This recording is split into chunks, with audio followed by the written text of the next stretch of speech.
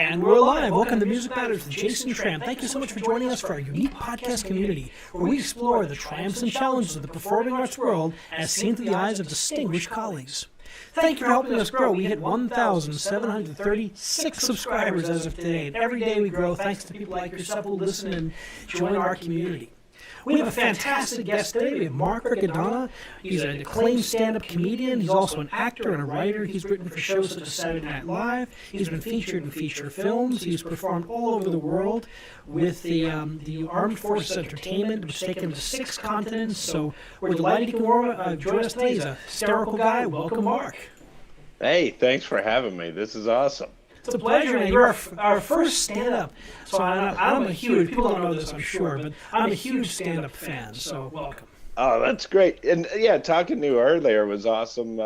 You seem to know, you're in the know. You seem to understand comedy, which is great. I'm in a hysterical job. I'm a conductor. You have to use a lot of psychology, work with a lot of difficult people, and the job is to get people on the stage and to make one unified product. But I just love to watch the great storytellers and the comedians as they put their material together. It's a pretty fascinating process. Yeah, and I mean, it's similar with you guys, where it's you're telling a story through music and emotion, and you'll conduct these actors that have instruments, and you get them all to tell the story of what you're trying to put across. And I think that's awesome. Something that's fascinating to me is, after a show, you probably get very high praise and people come over and tell you how wonderful it was. But the good news for you is you don't have people who think they can do what you do. So you don't have somebody going... Everyone thinks they can wave their arms around. It's like, oh, you just go like this. It's not even specific. You're just up there. I have 3 brothers, and they all like, you just get up there and wave your arms around. I'm like, well, I have a doctorate in my field, and I've been doing it for 25 years. But, you like all the gestures, like a gesture vocabulary, it's a language, just like, but I'm sure that like in your field, there's so much of that too, like the material process, putting it together, the refinement process. I mean, what's funny just now, what you were just saying is that it's a language. It's kind of like a military person would understand what you're saying. You're giving your signals of where you want your guys to go. That's like Navy SEALs. Getting your guys to know where to go. I think the stakes are a little less intense in my field, but not to us, right? Not to us. I'm sure, not in that moment. Our job is to give everything we've got and to make the audience moved. And I always say, if the audience isn't standing up and or really feeling it, I haven't done my job. Now, do you ever do stuff to mess with the people that are playing, that you can like try to get them to laugh or try to get them to get the horn section to crack up? I'll always say something funny. I try, my kids are always like, Dad, that's a dad joke. But I'm like the master of the dad joke. I teach at a university, so I'm always dropping those. And I love the eye rolls. I know I've done my job when I get a teenager to roll their eyes. I'm like, gotcha. Okay. That's a standing ovation anywhere else. And then with the professional players, I love to get up there and I'll say like, please take out the Tchaikovsky if we're doing like something else. Or they'll look panicked for a second. I'm totally just kidding. We're doing... it's important. Humor is an important thing. I learned when I was a young conductor, I was very serious because I had to prove myself. But, the more I realized is like a quick joke at my expense disarms everybody. It gets people in the right mood to do a great job. Yeah, then they want to follow you because they understand that you have humility and you take your work serious, but you also are having fun doing it. And I think that's why I even started doing stand-up. Let's talk about that. Easy way. It was a way to disarm people. And even at a young age, I had a brother who was tough and handsome and had all the ingredients to be cool. And for me, I was known as Ronnie's brother. So my proving ground to be able to hang out with him and his friends were, if I can make them laugh, they'll keep me around.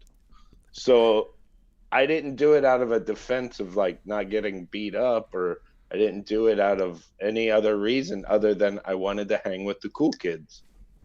And I knew if I made them laugh, I could stick around. If I tried to outcool them, They were going to tell me to hit the road. The younger brother. I noticed you looked behind the camera. I got 4 kids. I come from a family of 4 boys too, so I can relate. Now, which are you in the order? I'm number 3 in the pecking order. Number 3. So Yeah. you're kind of the probably not listen too much. My 2 brothers were older, so I was kind of they were like 10 years and 5 years older than me. So when I came along, me and my younger brother were closer in age. But yeah, it's I was always trying to impress my older brothers, and Comedy's the way to do it. It's because you don't have to try to like physically outdo stuff with them, especially when they're older or more athletic than you. You got to was do acting your first? Did you first become an actor, or were you? How did you become a comedian? How did you start that journey? So growing up, I was always comedy was my brother and I would do, and I was in the sports. I was very like I was an all Northern Ohio football player. I was used to go to the US Cup for Taekwondo. I wrestled. I wasn't good at it, but I did it. I got kicked off the baseball team for bringing walkie-talkies out into the outfield. But apparently they thought I was trying to cheat or something. But to me, it was I was bored out there, so I wanted to have a walkie-talkie with my buddy in the dugout. That's awesome. But I got thrown off the team. But I was really in the sports, but I was always in the making people laugh. I didn't think comedy was a real thing that you can make a living at. I kind of thought like if somebody was a famous comic, it was because they were a famous actor and they just decided to be comedians. Like I didn't think like it's like you could be a middle class comic and make a living at it. It was either you were famous and did comedy or you were an open micer or something. And I got hurt my senior year of high school, and my whole plan was to go to college just to play 4 more years of sports. I had no plan on what I wanted to do at college or after college. It was just, I can go and play sports for 4 more years, and then I'll hopefully have it figured out what I want to do. And when I got hurt, my football coach actually said to me, he said, what are you going to do? Like what you have to do something. Otherwise you're just going to stay in town and wash cars in the summer and work at a catering company. Like, like what are you going to do with yourself? And I decided I was going to try acting. I did the school play, but I didn't take it serious. I wasn't like a trained actor. I was just going up there and being a goofball. Had some natural ability, had your comedic timing probably somewhat there, and just kind of starting out. I mean, I literally, my brother and I were working on a set for the people doing the school play, and the lead actor quit, and the director like yelled out. She just screamed out like, "Does anybody want to be in a play?" And I was like, "Yeah, I'll do it." Is there a doctor in the house? And I had like 2 weeks to figure out. They were doing the play Mousetrap, which is like the longest running play in England. And I was playing Giles, who was the lead actor. And I said, I'll do it. And I learned what was needed to be said, not necessarily word for word. And I went up and I was hamming it up. I was doing impressions of teachers. I was, it was like Waiting for Guffman. Like I was turning Best and movie looking ever. at the That audience. movie is one of my favorite movies. And for everyone who watches who's ever done community theater can relate to one of those characters. The conductor who bangs on the cymbal is my favorite thing in my life. Every time I see him, I fall out of my chair laughing. They really need to do one about a symphony, like there's some small town's orchestra. And like they really should do one, a Christopher Guest movie on It's that. basically the same, it's like that's that whole thing with the director versus the choreographer versus the music, and it was just so spot on and funny that we still reference those movies. But yeah, so I was like, I was the guy hamming it up. I was looking at the crowd and cracking a joke, or doing the impression of the principal, then looking out in the crowd and everybody would laugh. And that I kind of I lived the life that we all kind of wish we did. I tackled everything. Like I played sports. I was into art. I was a great. I loved drawing and painting, and an opportunity came to be in the theater. I decided to try that. It was a small town. It was a great existence. I grew up in a little town in Ohio, and I got to play all the sports, even though some of them I wasn't good at. I got to play, and I really loved my childhood. I was friends with my teachers, like I could make them laugh in class. And I didn't get in a lot of trouble. I was in trouble a little bit, because they would want to teach, but like they would go back and forth with me. We'd have fun. We would.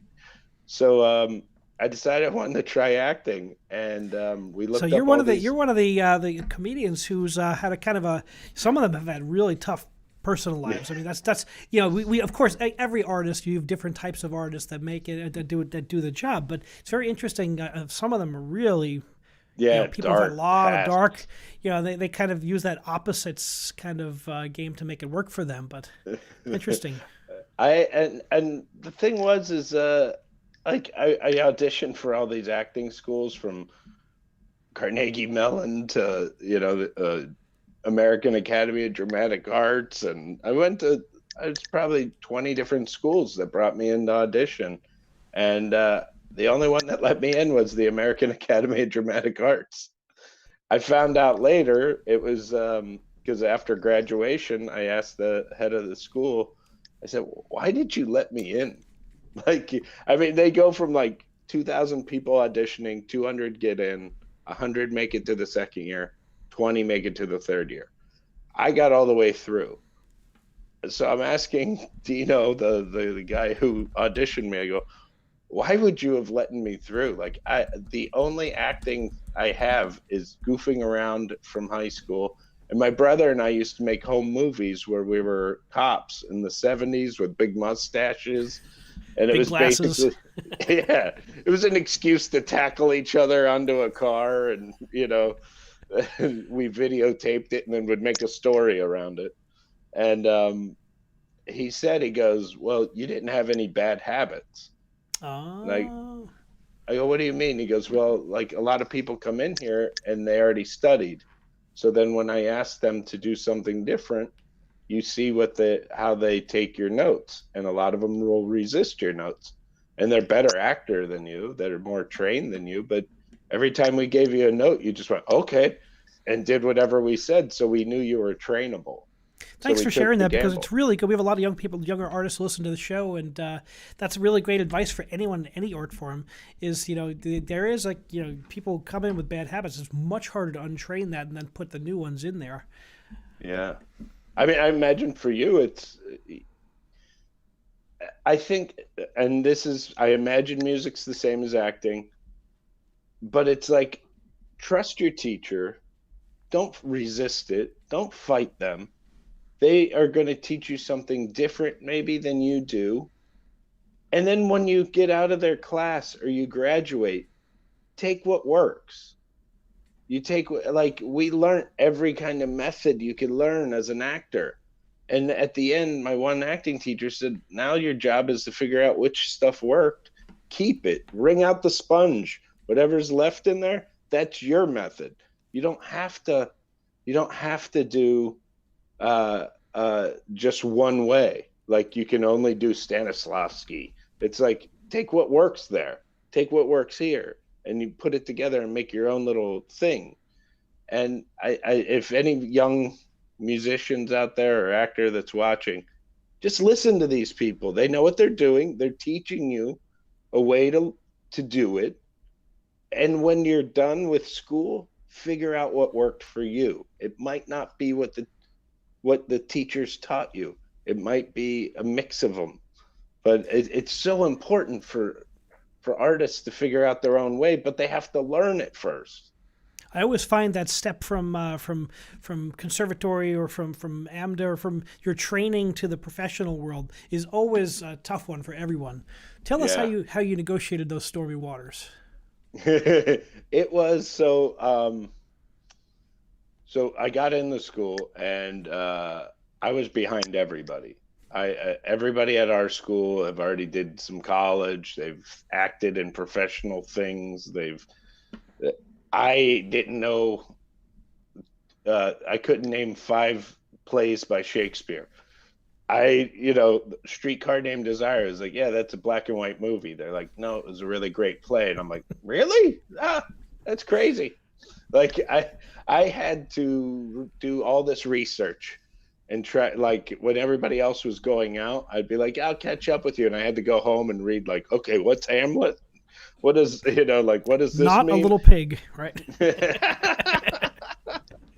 So like I was in panic mode most of school, where it was like trying to catch up just to seem average. So by the time it was time to graduate, it was time to go out into the real world. I took internships at everything I could.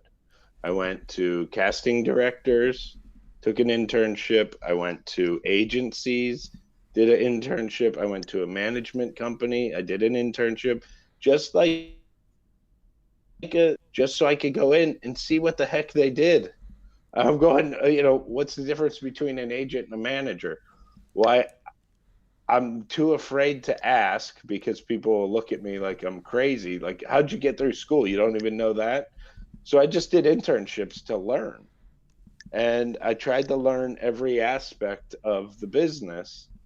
And, I didn't getting out. A lot of my friends were getting auditions. A lot of my friends were getting seen by agencies because they had a look, they had a thing about them that they were getting out into the world, and I wasn't. And it was really hard. And it was like one of these things where I was like, I'm not going to leave New York. I'm not moving back to Ohio. I want to stick this out. And I had a teacher who told me, Mark, if I told you you'll make it if you wait till you're 30 years old, would you stick it out? Yeah. What if I told you 40? You'll make it, but you have to wait till you're 40. Yeah, I'd wait. Okay, what if I told you 50? Yeah, I would stick it out. Then he goes, well, then you're So in the you're right a lifer. field. You're a lifer. Yeah. My mentor was a famous Verismo conductor, Alfredo Salapini, and he was in his 70s. I was in my late 20s. And he was like, he said, if you could see yourself doing anything else, do that. Because this is not an easy life. It never is. But, but I'm like you. I'm a lifer. I'm like, this is what I do. Yeah, I have to do this. And it's funny. And that if you can see yourself doing anything else, not to be devil's advocate, but when we were in school, one of our teachers said that, like, if you see yourself doing anything else, go into it. This is a long, hard life. And I told him, and I'm dead serious on this. I wasn't trying to be funny, but I go, I can see myself doing everything. That's why I want to be an actor, because there you go. I would love to be a cop for a month. Like, I would once you have love to start be a filling out the construction- paperwork, I'm done being a cop. Once they tell me there's a guy in there with a gun and I have to go in and stop him, I'd be like, yeah, we'll get him next time. Well, I thought, the stereotype is you guys like donuts. Let's go donuts, I love coffee. donuts. But it's like I could see myself doing, and it is like how I was as a kid. I did everything. I jumped into everything. And I think that's when going from acting and how I got into comedy was because I'm into everything. Like I started working as a voiceover guy, and you go to school. This is the other thing that's like, students pay attention. You go to school to learn how to get rid of your regionalisms, to get rid of your flaws in your voice, to learn how to speak better, how to do whatever. I got out of school and I started booking tons of voiceover work because of my flaws. But the difference is I know how to fix them if I have to. I know how to do what needs to be done to be in a theater. But right now, us talking, there's all kinds of glottal stoppage. There's, funny sounds that I've heard over the years that I've picked up. I could go up and get my Edith Skinnard phonetics book, and I could get rid of it if I needed to, or you wanted me to sound Southern, I could figure that out and make sure it sounded authentic. But it was my flaws that got me the work, because Adam Sandler types were getting a lot of the vocal work on radio and on commercials. And so I started getting work, and it was paying for me to survive and live in New York City. But I knew I needed a job because this money isn't consistent. So I started working at a comedy club. The C word. Consistent in an artist are always the challenge, especially in that transition time. We've all had to take jobs and work many other things. It's so hard. And it's easy to look and go, I could get comfortable doing that job. That's where the trouble goes. So I decided to try to get a job at a comedy club because I had a friend who worked at a comedy club. And I go, wait, I wait tables, listen to stand-up comedy? Like, yeah. And so she kept inviting me and my buddies out to come to the club. I thought it was because she thought we should do comedy and we should learn this. But what I found out was it was because she got paid to bring people into the club. She would get $1 a head. So we were coming to the shows thinking oh, this is great. The reality was, she was going to make a buck. But then I was like, I should wait tables here because I could work at night. I'll be open in the daytime for auditioning. And it was my third day on the job, and they were going to fire me because turns out I'm an awful waiter. An actor who's not a great waiter. That's a tough one. Okay. My problem was I would talk to the tables. You can't talk to the tables. There's a comedy show going on. You have to just sling drinks. I'm trying to find out where the people are from, what they're doing in town. And so they didn't want to fire me because they saw how into it I was. I wasn't lazy. I was just bad at it. So they were thinking maybe have me bartend. I was too young to do that. They had me be a door guy. I answered phones during the day. And if I had an audition, they would let me leave for an hour and then I'd come back. And the more and more I was there and the more I moved up the ladder, and I was a night manager and all that stuff. And I wasn't even 21 yet. And I was managing the place. And it was, I started booking comics, and the more I hung out with comedians, the more I realized this is something that might be interesting. This would be fun. I'm not getting auditions. I'm not working as an actor. This could be kind of a job. I'll act like I'm a comedian, and I started doing it. And I was having fun, and it was exciting, and I didn't think of it as a real job or I could make money doing this. It was just fun to do, and I would do acting exercises into writing my material, and I took it really serious because I wanted to work on the acting stuff, not really the comedy stuff. And next thing I know, I started to get asked to go out with other artists and, hey, if you go up and get the crowd, because my specialty was getting a rambunctious crowd to pay attention. I wasn't necessarily a good comedian. I was a good crowd wrangler. And because they would put me on if there was we got to throw this table out. And they don't want to do it while a professional comic's on. So I would go up, do my thing. They would throw the table out. I'd get everybody listening again. And then as soon as the crowd came together, all right, get off stage. We got real comics to put up.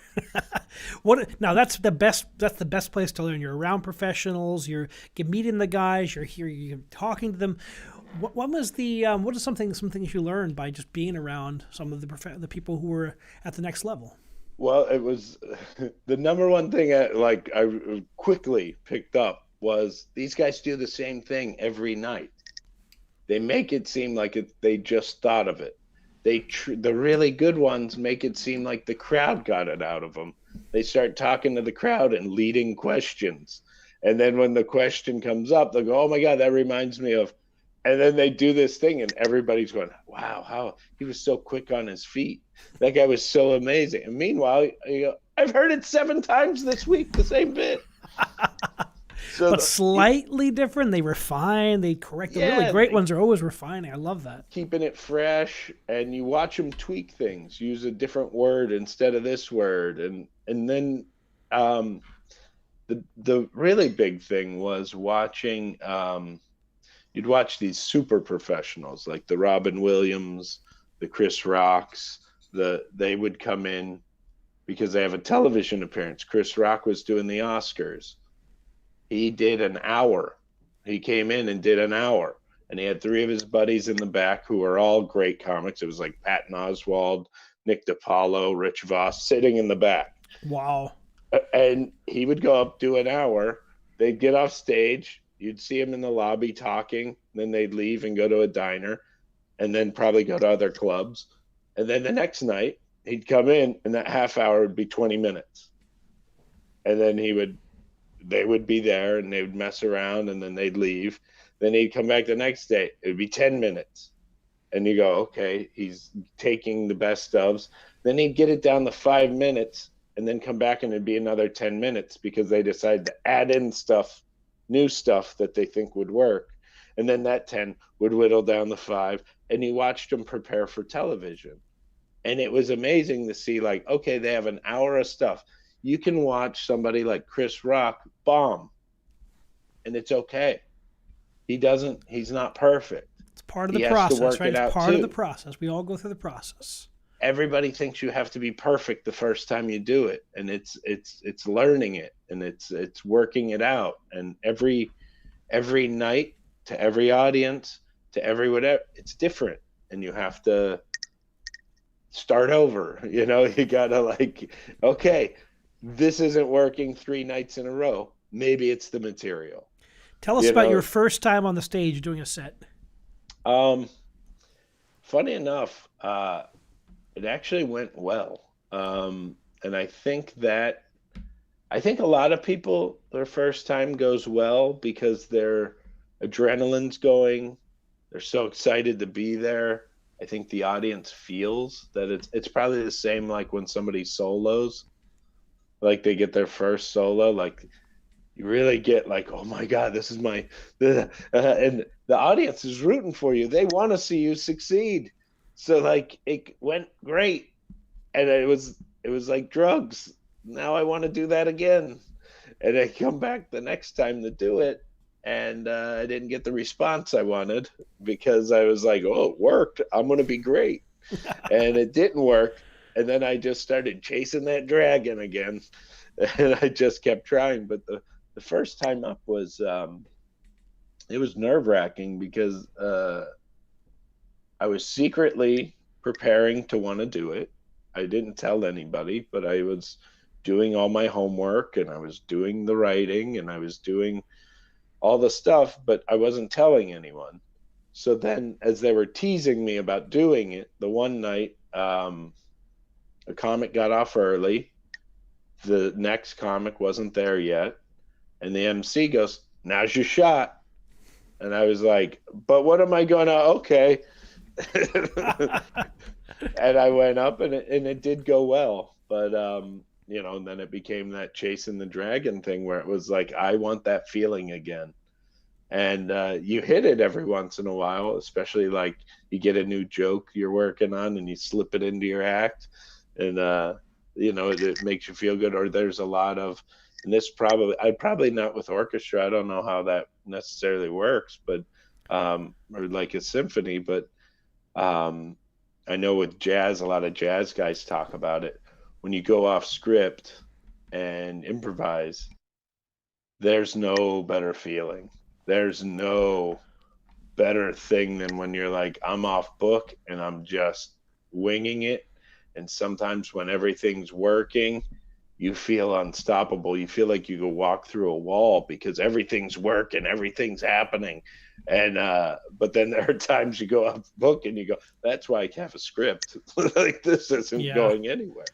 Yeah, But you have to have. Yeah, as a conductor, I can tell you the symphonic part. When I was a young conductor, first time in front of a professional orchestra was like, oh, it's like amazing. These sounds come at you, and it just sounds like everything you prepared. And then, it can be very difficult. You get to a different orchestra, and it's like a totally different thing. Your technique, the way they read the beat changes, you've got to adjust to that immediately.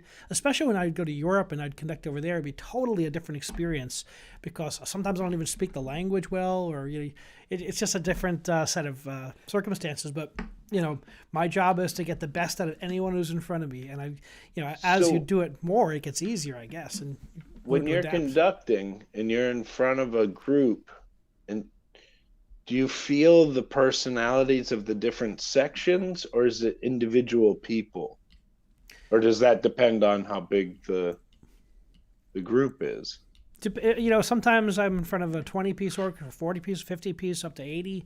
So you have different sizes, different groups, different levels, whether it's I teach at university or whether I'm in a professional circumstance. So it's always evolving. It's always evolving, and it's never the same. I do like to get to know the people I'm working with, and that helps the process along. But sometimes at a fast job, when I'm just coming in and conducting and just getting out, you don't get as much of that. If I'm doing opera, sometimes I've been there for a month doing an opera. You get to know everyone pretty well, for better or for worse. But my job is to have a vision of what I want, to work with what I have, and then to make it the best it can be.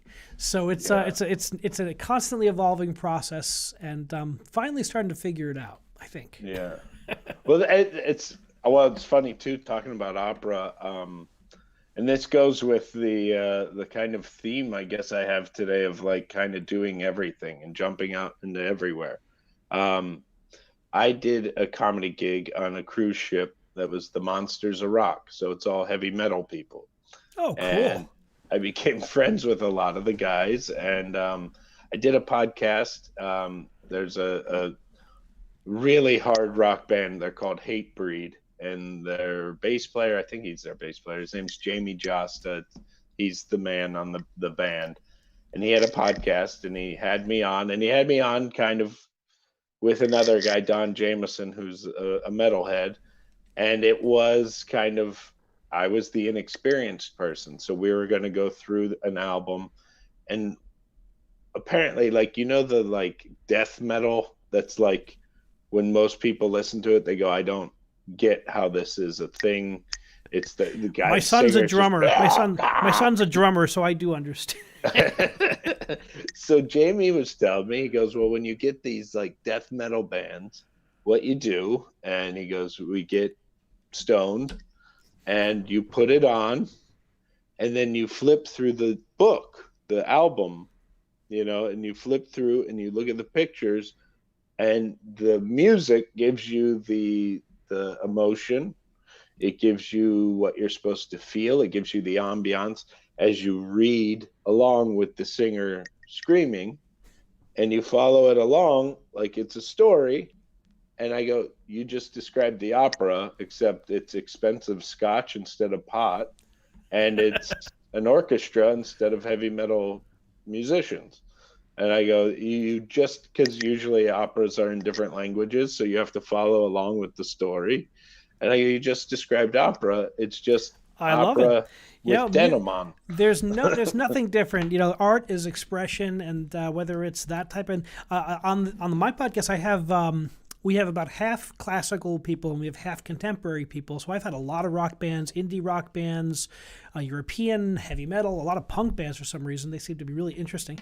And I find that the discipline of what we're talking about is so similar. And I love to find those commonalities, because that's what makes art so great, is that it's not just for one section of people. It's really crosses the boards. So now I'm picturing going to the Met and seeing a guy in a denim jacket with the sleeves cut off, a nose ring, purple mohawk, really We're enjoying. seeing those type of productions all over the place. With the singers are like that, and it's a different production. We always say it's not your grandmother's opera anymore because the thing about art is it has to be recreated for every generation that produces it. So even a piece that was written in the 1850s, it gets reinterpreted by the people living today. We put ourselves onto the art as well. Yeah, that's awesome. I mean, I guess it's because I wasn't as a young, as a kid, I didn't come up going to the theater and going to see opera and going to see. I always thought of it as being too stuffy, and it was a blue collar kid like me growing up in rural Ohio. What how they wouldn't even let me in these places. And I now grew up that in the I'm suburbs. My dad worked in a power plant. I wasn't from a musical family, and it's kind of interesting how a lot of the artists I have on the show, some of them are from musical families, but a lot of them, but 50-50 have come from non-musical families and wind up in that industry. And it's just amazing to see how people's journey is so unique.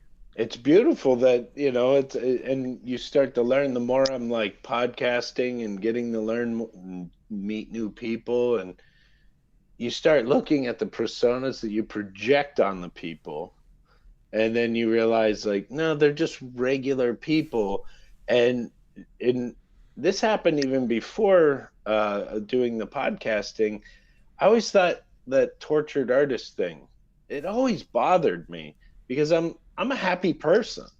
I'm with you. I love my life. I love my wife. I love my kids. I love the fact that we're going to do this podcast. And as soon as we're done, I'm hopping in a car, driving to New York City, and my theater company's doing a scene night. And during the past like month and a half, everybody's been working on their scenes on Zoom because, the world shut down. But this is going to be the first time we get together and get to see each other's work. And that's the life I live. And it's the life I want to live, and it's obtainable. I'm nobody. I had no, I don't want to say I had no help. I had a ton of help. A million people helped me along the way. But it wasn't like I was George Clooney's nephew and I got That would have handed a helped. ticket. That would have helped a lot. Yeah. Um, I didn't know. I think Penn Jillette said it. The only person I knew in show business when I started was me. Like and it's true. I didn't know anybody. I became friends with a lot of people, but like it wasn't like I had an uncle and he told me, "Oh, this is what you have to do." I just went out and did it. And the reason I'm in a theater company, I started a theater company a while ago. I started a production company a while ago, and I did all this stuff. And the main reason I loved stand-up comedy and really pursued it is because I had to make my own work. I wasn't getting asked to come in and audition for things. Apparently, this is not what goes on TV to a casting director. So I had to make my own work. And stand up comedy was a way to make a living being creative. And I figured out instead of putting aside an hour a day and working on something to be creative, which is like the thing you should do if you want to be an artist, is no matter what is in your day, you have to go to a work meeting, and then you have a strategy meeting at your day job, and you have this and this, you have all this stuff. You have to figure out how to put 1 hour aside and do something creative, whatever it is. It can be go to a movie and listen to the soundtrack, and listen to the music in the movie. It could be I mean, for me, watching movies and trying to look at it from an actor's standpoint or a director's standpoint, or um, reading a play, reading a biography about an artist, something, an hour a day, at least every day. That was like my thing. But then all of a sudden I started doing stand-up comedy, and I'm going, I'm making a living being creative. It isn't necessarily the thing I set out to do. I still want to do acting and directing and writing. And I got into writing. The only reason I got into writing is because I had to write my own stuff because I wasn't getting casted in anything. So all of a sudden I started writing, and that led to creating work for myself. And then I found out, hey, I like writing. So then I got hired to do stuff with writing. And it's like the more you figure out how to stay creative and how to always have that part of your brain working, the better it is for your ultimate goal. Like people think like, oh, during the pandemic, I know a lot of guys, and it was more of the comedians than the actors that I knew. And, and there's students listening, but they just smoked pot and played video games, and now Not the as world's opening productive. back up. Yeah, I mean, I They're got a they're lot starting done. over. The whole Yeah. one of the big things on the podcast, we talk about innovations and self discoveries that artists make during challenging times. Like what you're talking about is being prepared for when things open up again. Yep. People who were really organized and were thinking about it. I mean, everyone reacted differently to the depression we all faced because everything shuts down. I had debuts in Europe. I mean, really, it's just crushing for all of us. And I think Yeah. there's a level of depression for everyone because it takes so long to book the shows and to get everything set up and to raise the money for projects. Anyway, things fell apart. But then, about a month of my doing yard work in the suburbs and working on my backyard, I said, I got to do something creative. If I can't do conducting, for a year we did the podcast. My son and I came up with this idea, come up with something new. I missed talking to friends, so I started having friends on. And that has taught me so much about the creative process and about how artists think. Yeah. Yeah. I mean, this sounds horrible, but it's because of the situation we're in. The pandemic was a little bit of a blessing to me. I finished 3 projects that I wanted to get going. I had more time on my hands. I wasn't traveling. I wasn't going to airports. I wasn't driving 6 hours to go to a gig. So I finished 3 scripts. I edited the pilot that I worked on. I started going at the podcast harder, met so many great people that now that the world started opening up again, I'm getting phone calls to go work and do readings with these people that 3 years ago I would have said that person would never talk to me. Now I'm collaborating. I have a guy like somebody like Rich Scheidner and Rob Bartlett reading my scripts and giving me notes, and I have these great actors I met asking me to be in their projects for table reads and for all this stuff, and it was like I used the pandemic as much as it used me. Like I had to stay home, and I had the greatest time with my family. I wasn't on the road. I wasn't leaving for a month at a time to work on a project.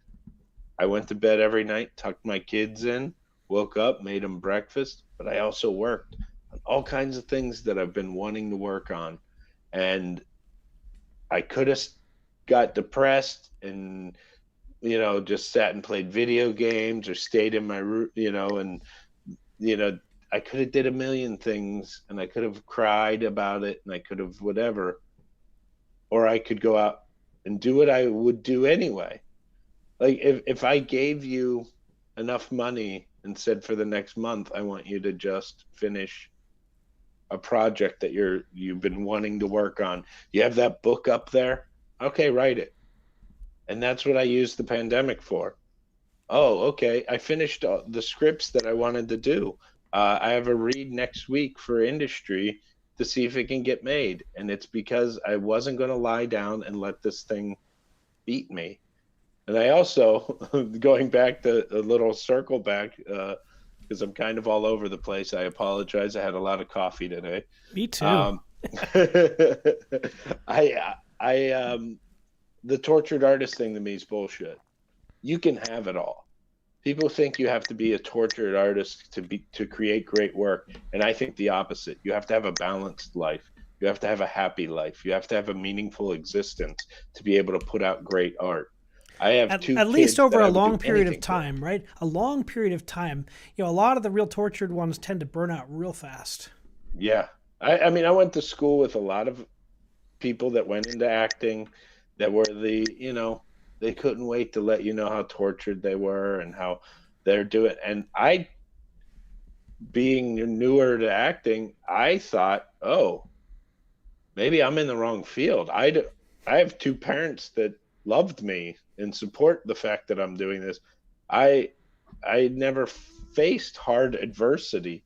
I mean, I've had heartbreak and things happen in my past, but I like my life. I wouldn't trade my life. I enjoy it. I met my wife and I was in love and I didn't sabotage it. I got married. People, you shouldn't get married as an artist, and it's too hard to do that. It's too hard to, have a family. Don't have a family if you want to be an actor and you want to be a. I had kids, and I'm still working. A lot of those people that told me not to do that, they're in the Midwest right now selling real estate. So maybe you don't have to be tortured. Maybe you can have a balanced life. You can have it all. You really can. You can do your art, use your art as your business. I raised, I have a house, I have kids, I live in a very nice existence, all paid for through comedy and acting. I like my life. Online, somebody will, a troll will go at me. Nobody's ever heard of you. You're, whatever. And it's like, yeah, but take any, look at surgeons. There's a bunch of them out there who you don't know their name. There might be one or two that are famous, like that are really famous, but there's a ton of them out there making a living and doing quite well. And that's the same with artists. You don't have to be Brad Pitt to be considered an actor. You can also be Mark Riccadonna. And and some years I don't make that much money as an actor. Some years I do. It's finding the balance. I love how you found so many other avenues too. You've pursued your acting, you've pursued your writing. I think that's what's a natural part of the career. When you make it a career, there's so many other avenues that open up, and there's no playbook for having a career in the arts. Well, there's part of me that when I get depressed, I go, I made a living for 20 years just being creative. Might not have been in the same art form, but it's in the arts column. And I've made a living since 99 doing this. I haven't swayed and had to get a quote real job. But my wife's friends will say well, Mark hasn't made, man. He just shows up and he beats funny. And she goes, I've never met somebody who works so hard. All I do is at night is I'm writing, I'm working on my act. It's a constant thing. It's not the gig is the outcome. All the work is what makes you able to get the gig. Yeah, and being funny, it's like everyone says you're so talented. Well, being talented is just the tip of the iceberg. You have to be talented to even go into the field to begin with.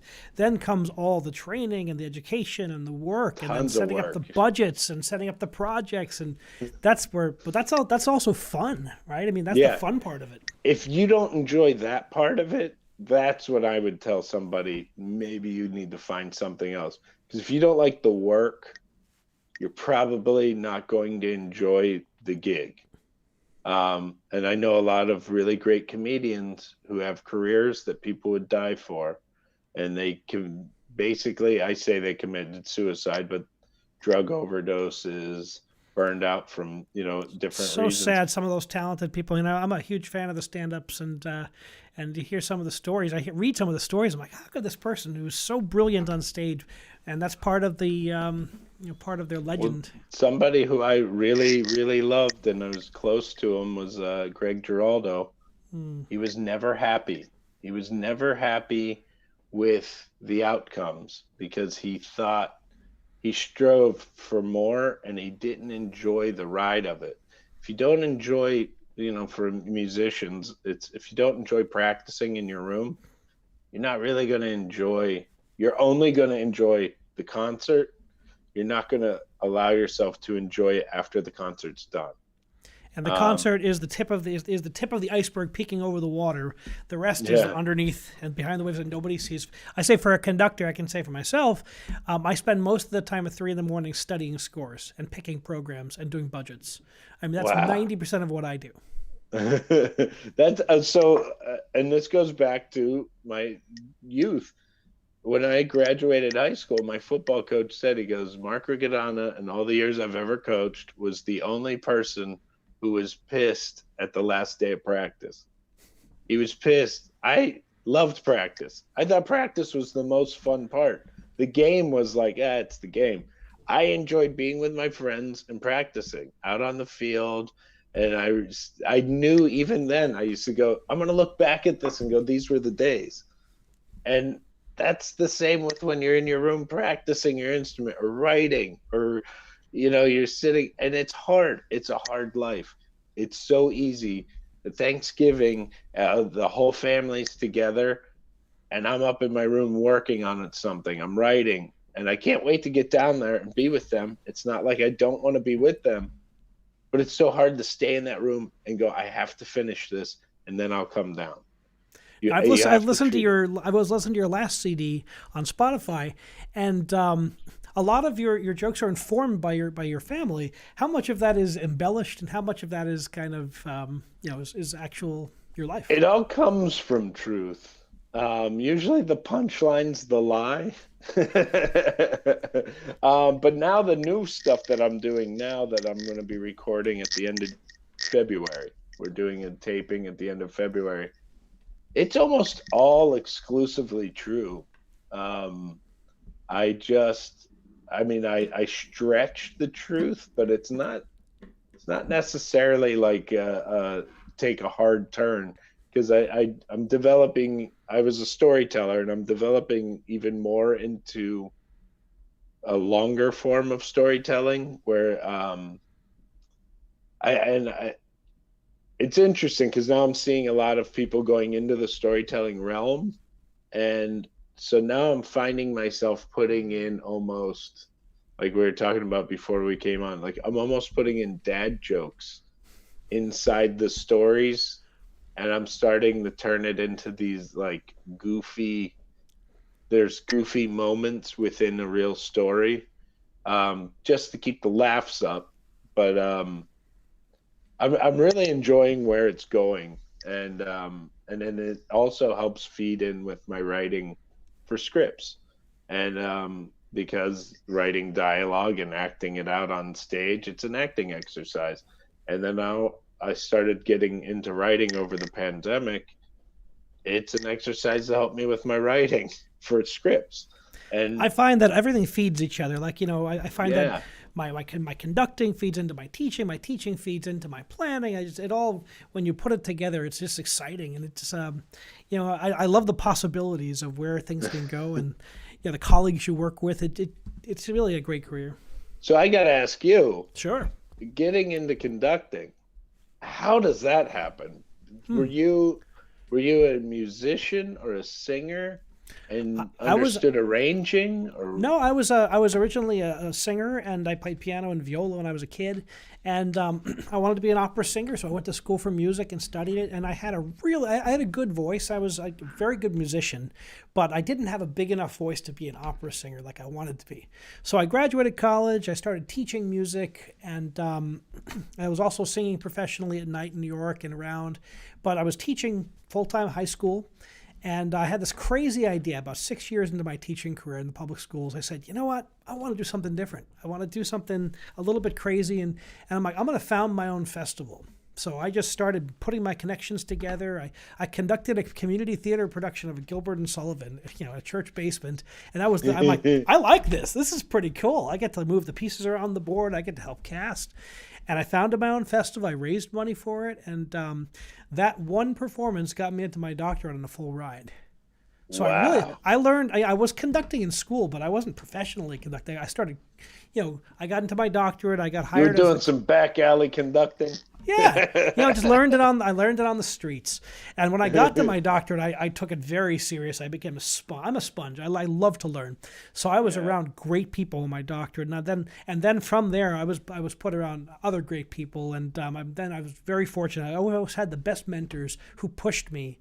One of my teachers in my doctorate was like, "You have to go to Europe," so he set me up with a program. I was spent summers in Europe working with professional orchestras, and I just took, I went 2 years to Romania, where I didn't speak Romanian, but I get in front of a professional orchestra, and the first year I was so bad. I mean, I was just terrible. If I wasn't in my practicing conducting, but then the second year I really learned my craft, and I would come back to the States. I got hired as a chorus master and an assistant conductor for an opera company, and I applied the knowledge I learned with the orchestra and put it together. And then I've been doing it ever since. I've been booking my own orchestras. Now I have a contracting part of my business. I just love that it's led me to so many different things. I've taken over many arts organizations in my career. I just love the people part of it, because that's really what makes the business work, is your connection with people. Yeah, I find it so fascinating that, like, to be able to think on that level, you have to see the forest instead of the trees, which is like the opposite of everybody else. Like the musicians, if you think about it, probably, and the singers are looking at the trees and not the forest. They're hoping you're doing the forest part. Yeah, that's my job, is the long-term planning. Let's say I have a professional orchestra job. I have 4 rehearsals to put it together. Okay, so I've got to plan how I'm going to structure those 4 rehearsals.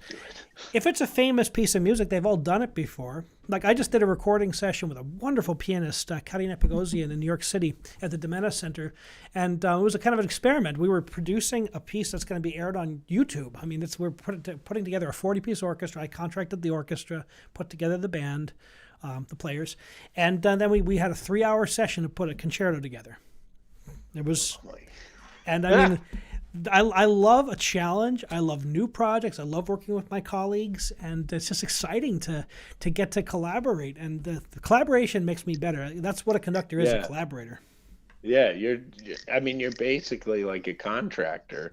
You have to get all the other workers to work together. I hope we stay in touch. Oh, please! I've learned so much talking to you. I really want to come see you work one day. I want to see you, but I want to see the back work. I don't want to. I'll come to the finished product. I want to watch you, and I'll just sit in the back of the room, way in the back corner. I just want to watch this. You're like a general. You're putting the rehearsals are my rehearsals are my favorite. That's where the process starts, and that's the fun part. When I go watch a production, I always watch the rehearsals. The performances, yeah, whatever. But the rehearsals are for me where I learn the most. That was always the case when I was a young conductor, watching the big guys work, and that's where you learn the kind of the ropes of the business.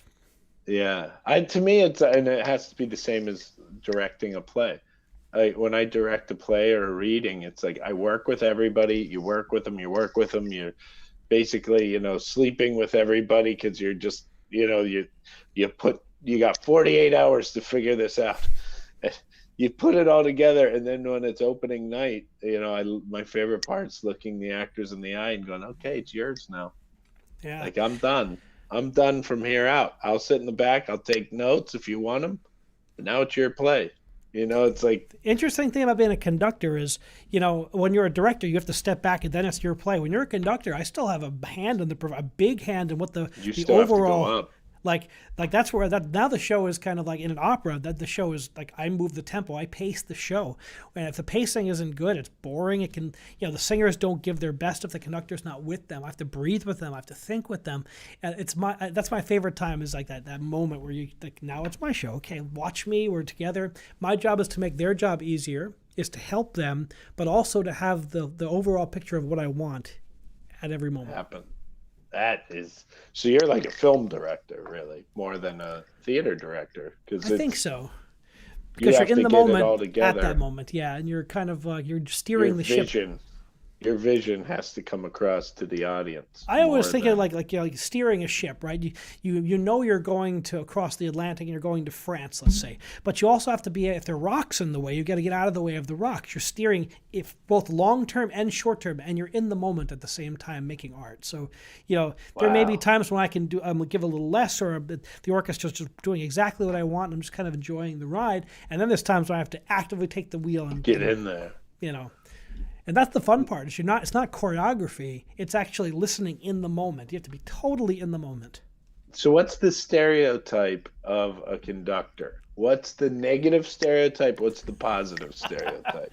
Negative is someone who loves their hair so much and is, it's like I'm so the glad you maestro. The maestro comes down from the heavens, and he's been gifted by Beethoven this score. That's the reality is we do our best. We have to have opinions on everything, right? Like as a conductor, I have to have an opinion before the first rehearsal. I've got to have the piece totally in my head and my hands, and then I can give it to them. But I also like listen to what the players bring too, because sometimes I really like a solo, and I'll.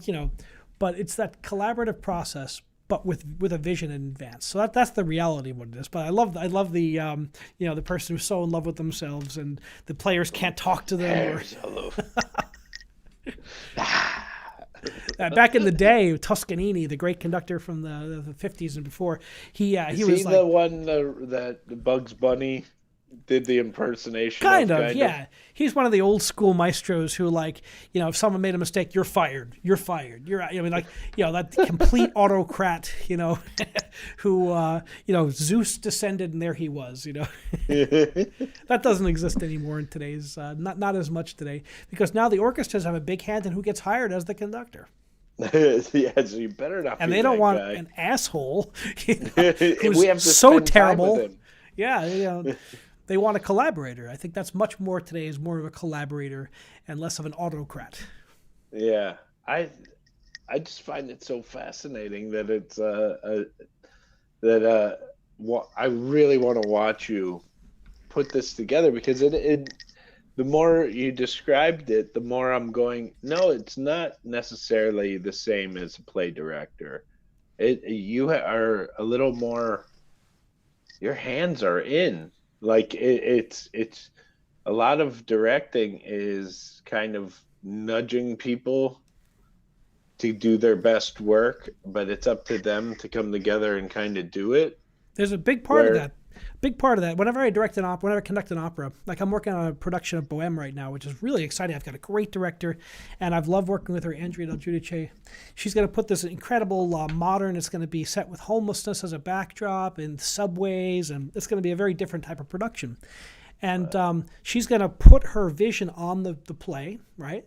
On the opera, and then and we rehearse it together for a month and a half, and then I get up there and I actually conduct the show. I'm actually making music. I'm actually going to keep it moving. I work with the singers. My job is to get the best out of the singers, to take what they're giving, and then to put the overall musical stamp on the production.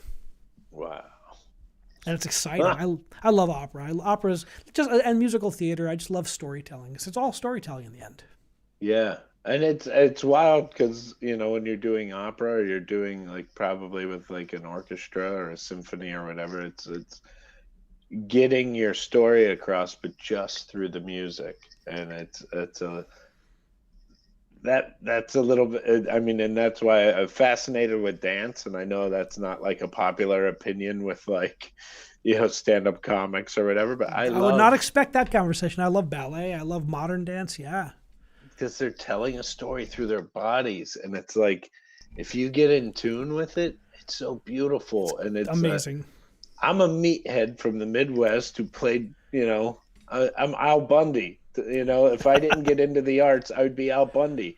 I'd be selling shoes, talking about my high school football days.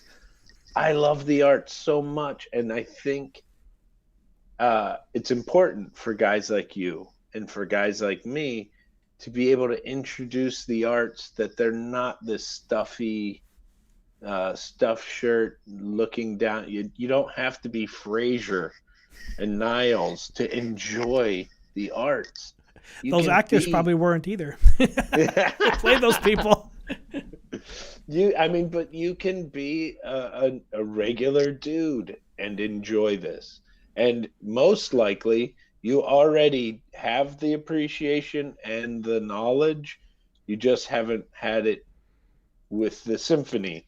Instead, you have it with Bruce Springsteen or Iron Maiden or, sure. And it's like, it's the same Or Lord muscles. of the Rings. If you like Lord of the Rings, you'll probably like Wagner's The Ring Cycle. I mean, it's not that dissimilar, especially when you Yeah. figure, oh, there's a soundtrack. Well, that's an orchestra playing, a large romantic orchestra is playing those parts, and they manipulate your emotion through the use of leitmotifs, just like Wagner did in his operas. I just love that. There's those connections. I teach undergraduates who are non-majors, and I'll teach them about Western music, and we go from the Middle Ages up till contemporary music, and they're just amazed by, you've heard this before. If you watch movies, you've heard expressionistic music. Every time there's a horror movie, it's going to borrow from famous styles by famous composers. They borrow certain tropes. Yeah. It's all there, but it's a matter of like teaching them, like, this is actually, when you dig into the real composers who innovated that art form, it's fascinating stuff. It's funny you're saying, because when my kids were babies, I mean, like, months old, I had on TV, I would put on classical music, piano music, jazz, anything without like that wasn't too where there wasn't a lot of words, I would play. And funny enough, it started suggesting to me, why don't you try soundtracks? Why don't you try movie scores? Why don't you try, like it was suggesting those. And I started playing a lot of scores to movies, and it would help with putting the kids down for sleep and doing whatever, because there would be this emotion in the room, and it was soothing, and there wasn't words, so it didn't all of a sudden like, what's he saying? And I really got into listening to movie scores. What are some of your favorites? I mean, I want to say a lot of the hack ones. I mean, like you look at like Gladiator. Oh, that's great stuff. Yeah, Hans Zimmer's a great composer. Basically anything he does, I'm like, this is awesome. Yeah. But I'm trying to think of some of the other ones that were like him. Oddly enough, John Carpenter. Okay. He has like, it's very 80s, but it's very like, like you listen to Escape from New York, the score to it, and you feel like you're ready to like jump out a window and solve a crime or something. But it really builds, like Gladiator specifically, and a lot of his stuff, you listen to it and you really get this emotions that just come through you, and you see why they're masters of their craft. I probably watch Gladiator once a year. I just love that movie. So good. And now that I saw I was a high school kid, I didn't think about the score. It's just there. It's just around you at all times. But when you get into it, it's like, that's a very good score. It really it just adds so much to dynamic to the production and to Russell Crowe's acting and to the story. A lot of people don't think about that, how important in movies. I mean, the scores change everything. Did you ever see Lord of the Rings where they changed the themes around? No. It's on YouTube, but someone takes it, like they'll add, like they'll take the orcs and they'll add the Hobbit music, and it makes no sense. It's hysterical and weird. And it just goes to show, when you take out the music, everything, take out a love scene and take out the sweeping strings. That's Tchaikovsky. Take out the battle scene with the drums and the trumpets. That's a lot of composers, and you remove that and it's not the same. I mean, that's the music, sound effects, all of those little things are so important. One of my first neighbors when I got out of school, he lived below me. He worked at Sound One in New York City, and he did mixing for films. And this guy was amazing, and he would mix them. He won, I believe it was an Oscar for Drumline. Wow. The movie Drumline, and he showed me, I mean, even down to documentaries with him putting the music behind it and then adding the sound effects, and how when you take it out, he brought me down to the studio to show me all this stuff. It was unbelievable. I couldn't believe, and that's a job, and a well-paying job. And so whenever, I talk to young artists and they say like, oh, well, my dad doesn't want me to do this. He says it's too hard to make a living. It's like, no, you ever watch a movie? At the end of the movie, every name that comes up, that thing that everybody walks out of the theater during that part, those people all make good livings. being artists. Watch those Marvel movies. It goes on for like 6 minutes, and you're waiting for the credit scene. You actually get to read some of them. I'm like, yeah, I'm always thinking about, look at the number of people that are employed in this project. There's so much work, and it's doing what you train yourself to be. It's what and it's the same as, like, I'd always hear actors that would tell me they do soap operas, and I was like, I wouldn't want to do a soap opera. That's weird. And they're like, yeah, I do soap operas because I'll make enough money. I can do theater. Yeah, that's usually the case. I'm using my art so I can do my art. And I think it's the same with music. It's the same with anything. You figure out a way to do what creatively fulfills you. Sometimes, doing stand-up comedy, I do a lot of corporate work. I don't necessarily love doing it because you really have to mind your P's and Q's, and they want you to talk about certain things, not talk about certain things. And you think of a comedian, we're supposed to be able to say anything. These days, boy, this is a real great I love to have this conversation with you real quickly. Tell us about what it's like in 2022, because we've seen, I've heard artists, discuss this up and down, how, they feel like on college campus, they can only say a very narrow band of things. The cancel culture, which is around us constantly now, the number of trolls you must deal with when you approach a topic. Yeah, so funny enough, me personally, as Mark Riccadonna, I'm not affected by this stuff. I'm not affected at all by it. I'm too old to do colleges anymore. No college wants me to come in and talk about my wife and kids. No college kids wants to hear that. I'm also a straight white male. They don't really get booked at colleges anymore. They usually want to mix it up, and I don't blame them. I get it. I'm not one of these guys that are complaining about it. I get it, but I also know what I am. And I talk about very day-to-day stuff. My audience are people probably from 35 to 80. That's my demo. 35 to 80, middle class, well-to-do family people. I was hired on Disney Cruise Lines to do Parents' Night Out. So your kids go to this big party. You get to go have a couple drinks, hear a comic, talk about the craziness of being a dad and being and it's not. I'm not controversial. I don't. We can all relate to your. I'm a dad. I have 4 kids. I've been there. I listened to some of your stories. You would be my audience. You're somebody that would be. When I tell a story about dealing with my kid and changing his diaper and blah blah blah, you would go, okay, I get it. The diaper story and the train story are 2 of my favorites, by the way. Now, I can relate. But like a 21-year-old would look at me and go like, oh, who's this old guy? So I get it. So I don't try to. Now, I wrote for Weekend Update for 4 years, and that was I say I wrote for Weekend Update.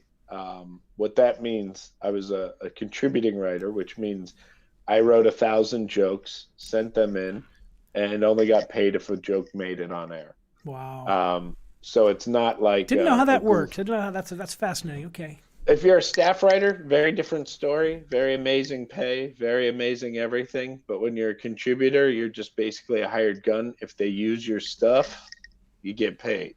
I had 4 jokes make it on in 4 years. And what's it like to see your jokes told on the big screen like that? You've been doing this. It must be awesome. It's amazing, and you don't know what's going to happen until it happens. Oh wow! So you get a joke and they'll go, they did your joke in dress rehearsal, so watch tonight. So then you watch and your joke never makes it. Your joke never makes. I made 1 million dress rehearsals. I only made it 2 airport times. And that was like, all of a sudden you start looking around and you're all excited and people are like, what's up? And my joke, it was just done. And then, that's awesome. That's great. Oh my God. I didn't know you even wrote for me. I go, yeah. And they're like, what is that? What's that like? I'm like, well, like in 2 months, I'll get like a check for $100. The glamour of the industry, right? Yeah, don't pick out the Miata yet. The yacht can wait. So uh I lost the train of my thought. I just went out into this little act out, and then all of a sudden lost it. Well, I'm Uh, amazed with the kind of the range of the things you've done. So, tell us how you got into the working for the servicemen and those jobs you've done all over the world. yeah, so that was a interesting thing. I was at a comedy festival, doing my thing, and I had a woman came over to me and said, "Hey, would you volunteer to work for the USO?" I was like, "Absolutely, I'd love to. My father's a veteran. My father-in-law is a veteran. I would love to give back, And she was like, "Okay, and you'd be okay with going to Iraq?" And I go, "Yeah." And this was 2010 when it was really intense over there. I was like, "Yeah, I would do it." And she goes, "Okay, we'll be in touch." And she gave me her card, and I went home and immediately started looking up how much flights are to Iraq, because when I heard the It's a word tough one to book. volunteer, I went, well, that means I'm volunteering. If you told me to volunteer to do something for your school, I would assume I'm driving up to your school, I'm going to do the gig, and I'm going to drive home without a check. So I look it up, and first of all, there's no flights to Baghdad because the airport has been decimated.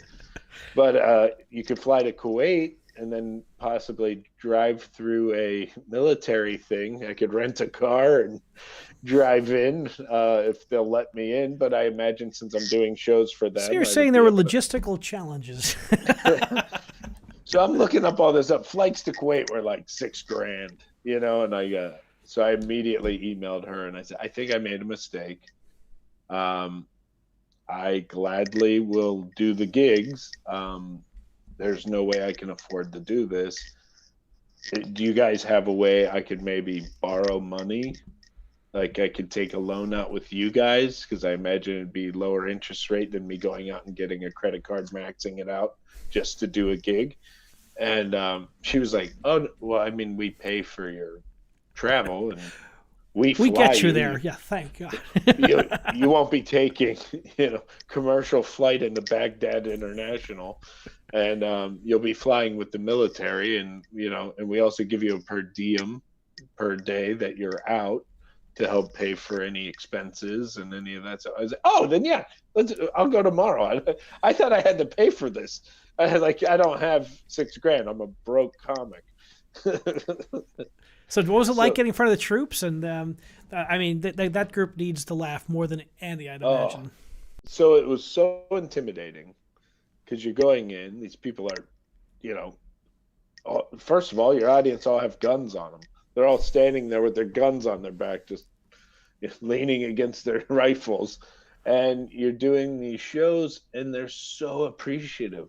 And they treat you like gold. When you're over there, you're going around with the generals, you're going around with colonels. They're showing you at why this base is here and what they do, and this group here is with the bomb sniffing dogs, and we'll take you to meet the dogs, and here's where the strikers are, and this is why we use strikers and not tanks in this area, and here's where, and they're showing you all this stuff, and everybody's thanking you, and you're going, why are you thanking me? I'm telling jokes in an hour and then leaving in like 3 hours. You guys have to be here another year. Thank you for doing this. And they don't see it that way. They're like, I can't believe you would come over here. And I'm like, I don't have to stay. I'm just telling jokes. You guys get shot at every day.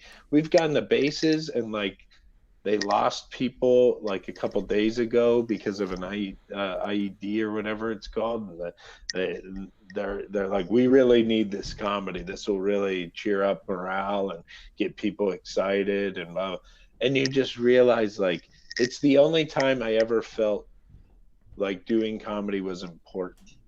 Everybody pontificates that like, oh no, you got to laugh, you got to be able to let people forget about their lives for an hour and a half, and you're like, yeah, okay, sure, I'll tell myself that, this is the first time where I'm like, oh no, they need a taste of home. These guys have been here for Really 10 needed, months yeah. being shot at, like, and they're the same age as college kids. They're the same age, and you're realizing, like, this was 2010. I used to play colleges back then. And you go, these are the same age as these guys. Oh my God. Like, there's such a different path. Like, these kids took different worlds. And it's very, I appreciate our warrior class, and I support them. I could never do it. I think if I was 18 years old and being shot at and told that I have to go on patrol and every person out there probably wants to kill you, I don't think I could do it.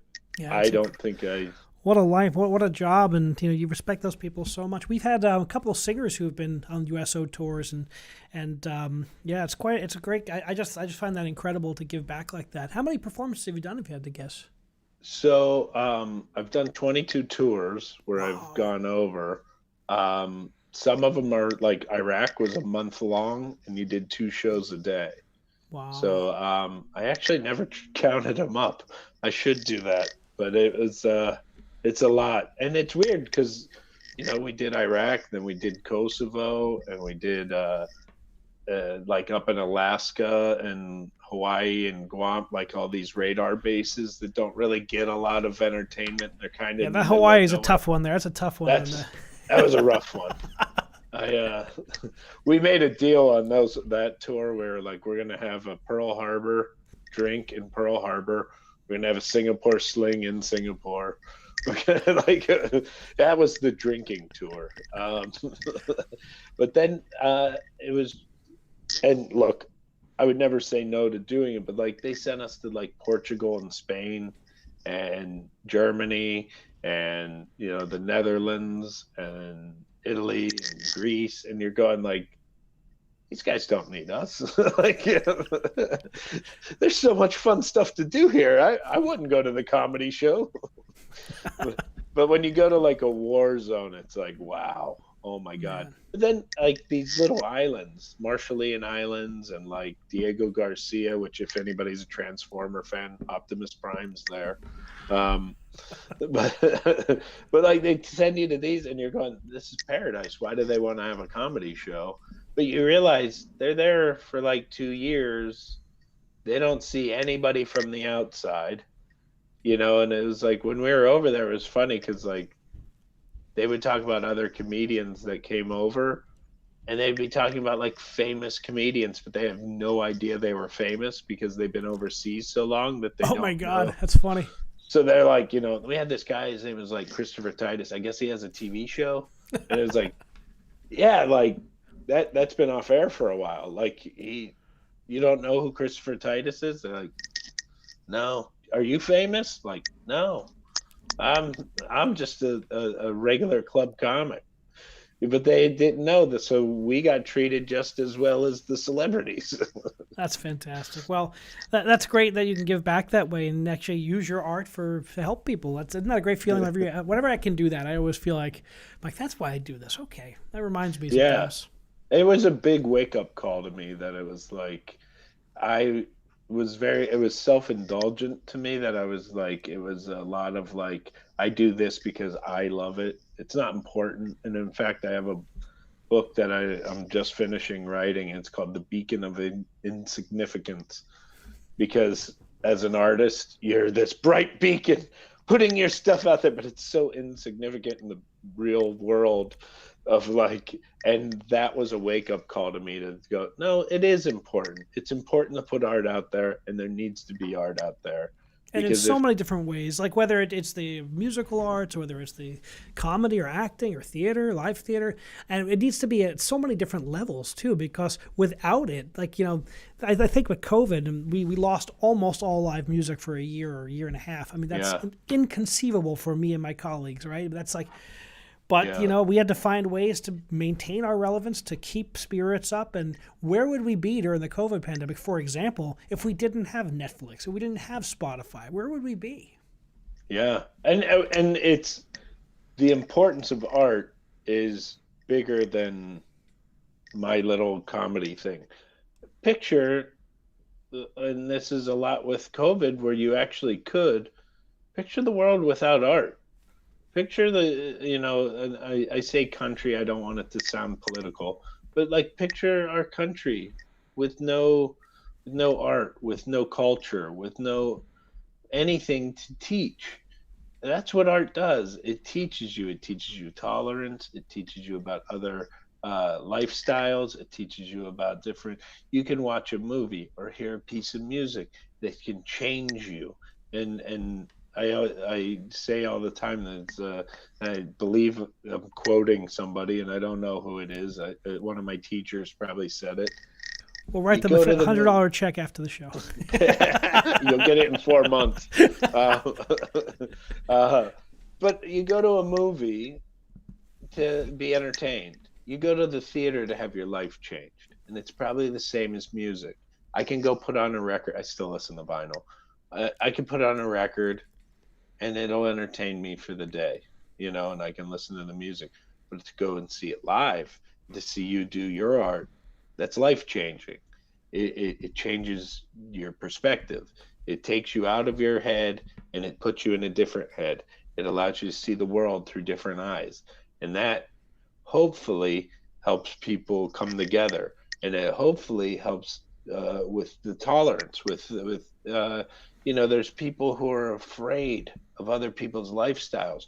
Well, maybe if their stories get told, you can relate it to yourself and go, oh my God, I didn't look at life that way. And it can change who you are as a person.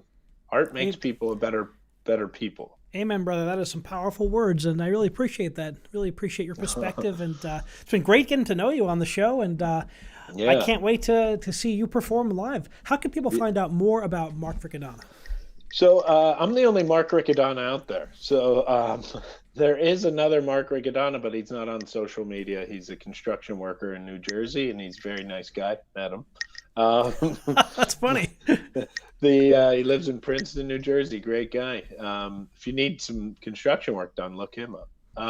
But I'm the only Mark Riccadonna out on social media, so you can find me on any of the socials. I have a podcast, Drinks, Jokes, and Storytelling. And if you look it up, we're going to have you on very soon. Can't wait. It's a lot of fun. We basically just celebrate each other, different artists, talk to them about, getting their start. We always ask everybody to bring a joke and to bring their favorite beverage, whether it's an adult beverage or not. We have had a lot of sober people on. You check out our podcast. But I use Instagram mostly. So Instagram at Mark Riccadonna, and it's Riccadonna. And my schedule's on the website. I promote those if you ever want to come out and catch a show. Well, I hope everyone checks out this wonderful star of a comedian, and I think we're going to see a lot more of Mark Riccadonna in the years to come.